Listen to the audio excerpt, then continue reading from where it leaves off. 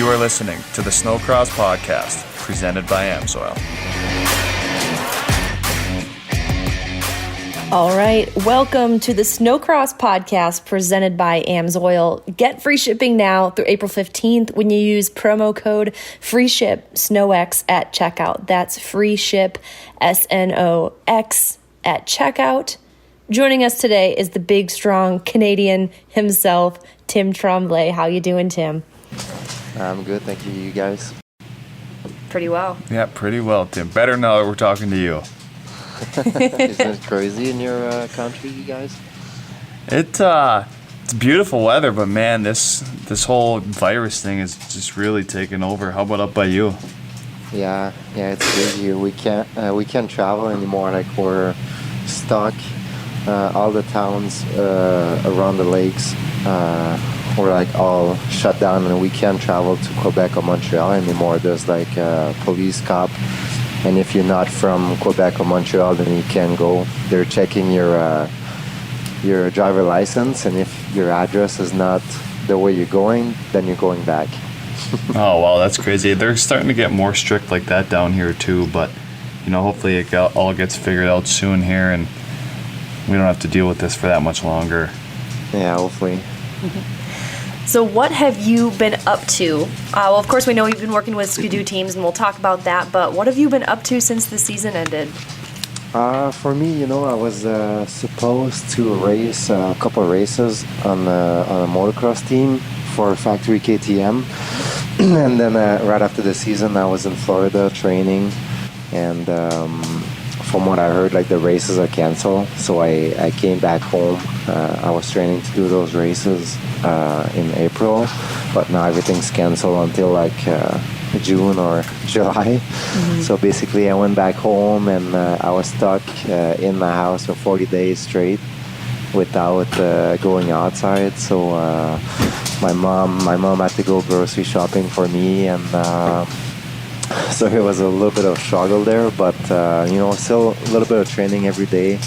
And I moved to a new house, so I was repainting and getting myself new other work than racing, I guess. Well, good for you. That's exciting. Now, the motocross races you were going to run, were these the Canadian Nationals? Yeah, it was the Canadian Arena Cross, because Jess Pettis was hurt and was not going to be able to race those first couple races. So I was just supposed to replace him for that Arena Cross.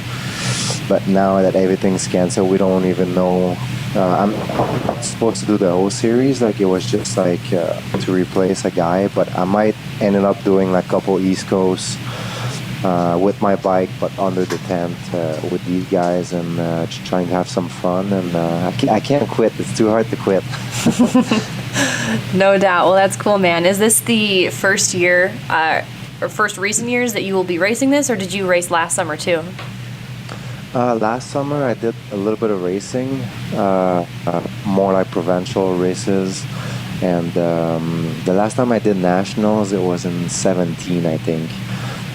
Gotcha. But I might do it a little bit this year. Like, now I moved back to my original town, actually closer to the place I grew up. It's my dad's home, and there's still the track behind, so I want to get the track back together and get riding. So I'll be able to get like a lot of riding right at my house. And it should be fun, like bring the kids out here too and build like small motor tracks and stuff like that. So I'm really excited for the summer. How old are your daughters now, Tim?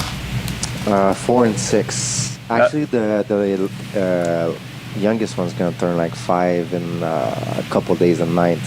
Okay, that's a full-time job in itself. Yeah. I got to see them the first time this weekend since like a month, because I was gone for what was the last race before Geneva? Michigan. Was it? Yeah, I was there for Michigan, and I never went back home until a week or two after Geneva, while I was like in Florida. And then when I got here, I couldn't see them for 14 days, and I was so close, but I couldn't see them. So now I got to spend the weekend with them, and they were pretty happy, and I was happy too. Now, do your girls ride snowmobiles as well, or just dirt bikes? Yeah, they do. They do. They actually have a mini Z that I bought a couple years ago, and they're getting pretty wide open on it. So I think I'm gonna have to upgrade it for a 200. Wow, that's awesome. Starting them young. Yeah, and they have a small PW50 also that they rode last year for the first time. So they're pretty excited. Now we're kind of in between the seasons, but they can still snowmobile a little bit. But hopefully in a couple of weeks we'll be able to ride on the dirt. Good deal. So Tim, after your retirement from Snocross, you kind of got a new role. Can you tell us what you're exactly doing now? Yeah. Actually, after when I retired, for me it was really hard. I've been racing my whole life. I've been racing for like 20 years, moto and snowmobile. And I couldn't really quit. I quit, and then I try to get back, but then I'm like, no, I can't. And it's so hard. And then I got the opportunity to work for a kid. Actually, a couple kids at first. I work a little bit with Francis Peltier at the beginning of the year. Actually, the Pro-Light champ. And then I work with LaBelle pretty much the whole season. And I got hired by Sam Bluen's dad. And basically, my job every week is to train him. So I go at his place. He's got a groomer, a track, everything. So I go there and I prep the track. I'm the groomer guy. I get the track ready, and then when he's all by himself, I ride with him. So I'm gonna do like 3 or 4 motos with him, sprints, technique, and then we do it all day with that. And we have a mechanic that works for Sam too. That a lot of time I do testing with them. Like I'm pretty good at clutching and suspension. So I test the sled for him. I make sure it's good, and then when it's good, he can go on the track like his race sleds and stuff. So my job is almost the same as before, but I don't have to race that much. It's not the same salary for sure. Like when I used to win races, I was making like a lot of money, but at least now I'm getting like a salary, and I still do something that I really love. I get to go to all the races, and it's the best that I could have found, I think, for now for me. And this was Samuel's first year in Pro-Light, correct? Yeah, that was his first year. I think he's been racing and riding for only like 3 years. Yeah, which is pretty impressive because I mean he finished top 10 in points in his first year in Pro-Light in a pretty stout field. We're in fourth for a little bit. Like the first couple of races were good for us, and we ended up like our best finish was fourth, really close to a third 1 or 2 weekends. And then the last couple of races, he just struggled with starts. Like he had good jumps, but he was letting off like too early. And it's just like it's so hard when you start behind, and with the snow condition at the end, super wet, so you can't see. And we all know that Snocross is all about starts, but I'm gonna make sure he comes more ready for next year and hopefully be a podium contender. Of the 3 riders you work with, between Sam, Francis, and Jordan, who is the most stubborn and who is the easiest to coach? The most stubborn is definitely Francis, because Francis is really like a hard worker. Like he worked all his life, and for him nothing was easy. Like he's not coming from parents that have a lot of money and stuff, so he had to work really hard. So for him, it's really stubborn, and he's not scared to work hard. So it's really easy to work with.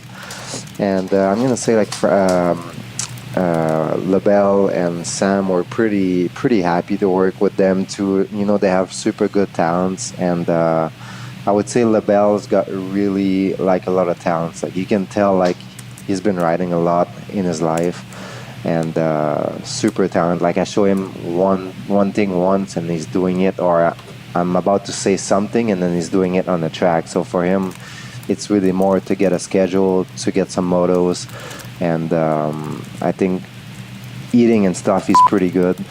And his parents are pretty, like, they've been doing it their whole life, and they're so really serious about it, so he's really easygoing. And same thing with Sam. Like Sam is really he's more like a friend for me. Like I never really met him before, and super cool guy. He wants to have some fun and still work hard. And it's been like super smooth transition for me. Like I was kind of scared that I was gonna miss racing and stuff, but I still miss it. Like I would still like to line up for sure at the ice hoc, but my body is so messed up the last couple of years, and so no, I'm really happy to work with these guys, and it's really hard to make money on this sport if you're not the best racing. But I mean, I have a job for now that I get paid a little bit, and I still enjoy it. So it's the best I could find for now, for sure. Well, we're very lucky too. It's been cool to see you around the pits this season and to still have you involved with the sport. That's huge, and I know it's going a long way with the riders that you work with. Now, I want to ask you about Jordan LaBelle. He was on such fire this year in his class. Do you think Jordan is the next big thing? I really think so. Yeah, I think he's this year is next year in the pro light it's gonna show more, but for sure, like he's still growing. I mean, he's not even like a man. He's like 15, so he still needs to grow up a little bit. I think he's still a little small, height-wise, and still like he's like 130 or something. So I think when he's gonna gain like 20 pounds and a couple of inches, I think he's gonna be really vicious. And with good starts, I think nobody's gonna touch him in the pro light. I mean, there's gonna be like a couple guys that, like with Sam and the Andersons, and I mean with Francis leaving and Pat Note, I think it's going to be like a really good class next year because it's going to be a lot of good contenders to win. Like this year was kind of like fun to watch for the battle for the championship, but man, those guys were so fast, like Francis and Pat Note. Like it's not even fun, but I think next year is going to be really interesting to see like a couple sport guy moving up, and I think he's gonna do really good. Like if he has good starts, I think he's gonna win some and be in the box a lot of times. But if he doesn't have good starts, then it's gonna be a little bit harder. But the races are longer and he's in good shape. But I think it's all about starts. Like even if you look at Supercross and motocross now, it's like you need good starts. But he's got good speed, and he's really a technical rider, and he's not like riding over his head. So I think he's got a really good career like in front of him, and I think he's going to do good for sure. Now, if I remember correctly, he was racing Pro Light in Valcourt this year, correct? Yeah. Now, in racing Pro Light up in Canada, he's riding against other riders who are physically bigger than him. Do you think that's helping prepare him a little bit for what might be in store this year with ice hoc? For sure. Like when you race pro light in Canada, like it's not as strong as in US for sure. Like it's not the same guys, but like I ride with him like almost every day with Sam and LaBelle. So every time I'm still like a little bit faster than these guys still, even if like I drink and I eat shit and stuff like that. But like every time I pass them, they get so mad and they want to get me back. But I think it's making them like so much better. And like every time I make a pass, like I'm gonna make sure I'm gonna push them off the track. So when they're gonna come racing, there's nothing that they're not seeing at the practice track. So that's you have to recreate like races at the practice track. So we do like motos, we do sprints, starts, and so I think the guys, if I keep working with him for next year, I think it's the best that they could have. Like it's like me if I was starting like racing and I could have like Blair or Tucker showing me what to do. It's like I don't understand how people could go not using me as I've done that. Like sorry about you're gonna have to do like beeps in the podcast, but I mean it's the best that they could have. Like I always dreamed to have like a good trainer like Ricky Carmichael or Jean-Sébastien Roy in Canada, like some role model that shows you how to do it. And I've been winning championship and races, so for these guys I think it's jackpot for them to have me close to them for sure. Mm-hmm. And you talk about having a Ricky Carmichael or somebody along those lines to help train. Talk about your entry into the sport of snowcross. You obviously got into the sport later than most, and you came onto the scene in pro light and won a championship right away in your career, and then moved up to pro. And once again, won a championship right away. Can you tell us how you got into the sport and just how everything's evolved over the past few years? Yeah, for me, it was a really late start, like you were saying. And for me, I always wanted to be like a motocross champion. And I was with the factory team, KTM actually factory team, when I was 17 and 18, just before I started riding snowmobile. And I was really on the edge to make it happen. And every time like I was getting close, like I had one win in my life on the national circuit. And every time I was getting close to make it happen, I was always getting hurt, and it didn't want to go my way. And then I started, like, one of my dealership close to home asked me if I wanted to try snowmobile for like one winter and see what was gonna happen. And I'm like, yeah, I'm gonna try it, because motocross was, I was still like a top 5 guy, top 3 guy, but not the best. And I'm like, maybe I should try it 1 or 2 years and see how it goes. So I started right away in Quebec, and I was winning everything since I jumped on that thing. And I'm like, man, this is so easy, so much easier than riding like a dirt bike. And I was like a big guy, like I was like 190, 6'1", super strong. That's why they call me like big, strong Canadian. And then when I went to US, the first full year in Pro Light, I won the championship. And second year, like you said, I won the Pro. So I really started from nothing, and I was the best in the world in like 3 years on the snowmobile. But for me, I had so much work put in motocross, and so much energy that I knew what I needed to do to be the best. And when I did snowmobile, and I felt I was good, and then I never left anything on the table. Like I was eating right, training twice as everybody else, and just like putting the work. And every time I was showing up, like I was ready and ready to win. But I didn't win all the time. Like I still got beat a lot of time by Tucker, what pissed me off a lot. But I mean, that guy is probably one of the best in the world on that sport with Blair. And I think I was kind of a Dungey of the snowcross for me. And I really work hard, and that's why I try to show my guys to work really hard, and then work hard is going to pay off for sure one day. Definitely. You definitely put in the work and had an incredible career. But I know you said you didn't leave anything unturned, but to this day, are there any moments that stick out in a negative way, or any regrets that you have? Or is that all in the past and you're fully satisfied with everything that transpired in your career? No regrets. No regrets? I like that. I would do it like the same way if I would do it again. The only thing I would do is start like riding snowmobile at 3 years old. Okay. And just like try to be like Elias or Jordan, like just being like 14 or 15 and being pro. Mm-hmm. That's what really missed me, because I was like 20 years old when I started riding, but I was good right away, but I missed so many years and so many good years with the Rev when they had the best sled. That now I feel Ski-Doo has the best sled, but I'm too old to ride it.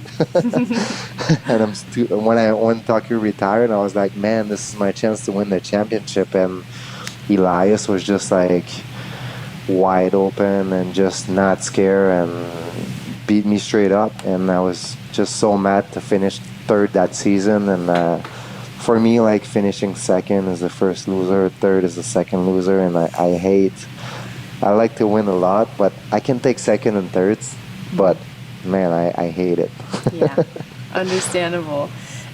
During your pro career, was there a fellow rider outside of your team who would you say was your biggest ally, like someone you bounced ideas off of, someone who you might have even trained with? Did you have another fellow rider like that? My teammates, I should say. When I start riding with, at first, at Warner, it was pretty chaos there. They had like Keegan, Konishish, and a couple other guys that they were not really serious. Uh-huh. So for me, I couldn't really follow. I couldn't really like find myself really good with another rider. But when I met Robbie, was pretty good, and then I met Lincoln. And Lincoln was really one of my favorite like teammate and rider to work with because he was ready to do anything and not scared of working hard and stuff. So I really like that. For me, like there's no excuse, and even if I'm tired, I don't feel like it, I'm still doing it. And Lincoln was kind of the same way. Francis was good to work with too, and I should say the rider that looked the more like me was Ross Martin. But I never really rode with him like practice and stuff. But I felt he was kind of the same guy as me, same goal as beating like everyone, and Tucker too, because Tucker was killing us a lot of time. I wish I could talk to Tucker sometimes when have a beer together and like say some stuff about racing. Or you guys should like set up like a ride day that all the old timer would be there. That would be fun. That would be a lot of fun. I think it would be cool to have you both on a podcast here, and we can have that drink and talk about old times. Yeah, but we need to do it like when we'll be able to see each other and get some drinks. I can talk to someone. Like I don't want to do it on the phone with Tucker. I want to see him like right in the face and talk to him. Absolutely. What were the golden years? Like, where do you think like Snocross was at its best? The sport in general. So many good years. When you look back in the days, like with Blair and Tucker, I think it was really like good battles. And then a couple years ago, when it was like Tucker, me, Ross, Robbie, always like 4 or 5 guys for the win. I think it was more, not like more nicer or something like that, but I felt like it's more fun to watch when there's like a couple guys able to win, other than one winning everything. And I really like watching the races now with Elias and stuff, but he's got like no one. I mean, there's other guys that won, but for him it's like he's the fastest, and it's not even like, it's too easy. Like he shouldn't win the championship by like too many points. Like it's nice when just like at Supercross that was racing now, like this year, like I never watch anything nicer than that. Like there's like 4 or 5 winners, and it's always going back and forth with the red plate. I think that's when it's the nicest to watch. But I think, was it better back in the days? Is it better now? It's hard to tell. I think it's more like the people and the battles. And I think the tracks are getting better. The groomer, operator are better. The setup is better. It's just that the economy is so bad now, and the companies are just, it's getting tighter. And with everything happening now, I can't imagine like how everything's going to go back soon with good sponsorship and stuff like that. I mean, nobody's working, and all the companies now are losing money. But I mean, it's something once in a lifetime that we're gonna see, and hopefully it's all gonna be behind us, and we'll get better out of it after that. Well, let's go back and talk about what you were saying about Elias, and he doesn't have, you're saying, not as many guys competing with a win against him, and he clearly is very fast right now, and he's 2-time champion now. And why do you think that is? Like, what do you think separates Elias from the other 15, 16 guys on the line against him? When I see Elias now, like he's back in the days, like I hated to race with Elias because it was so out of control, and like me and Elias were not friends. But now we're friends that I retired. But I think Elias, when you look at him, there's no way like he's the best guy in the world racing because he's so short. But he's just like stock. He just don't give a beep, and then just wide open. He's just like, speed wise, he's the fastest for sure. And now with the sled better, I mean, he doesn't do as many mistakes, and he's just, speed wise is really important, and he's the fastest, and he's the most in shape. I see like all the guys riding and training, and when I see Elias ride, how much energy he's spending in a race because he's doing like so much. But I just think he's the fastest guy and fearless and the most in shape. So all that add with a good sled. I mean, the boss sleds are rocking out of the gate, and good suspension with KYBs, and I think he's got no one. It's going to be hard to beat him the next couple of years for sure. Definitely. He's so young still. I mean, how old is he? Like 20 something? Yeah, he's around 20.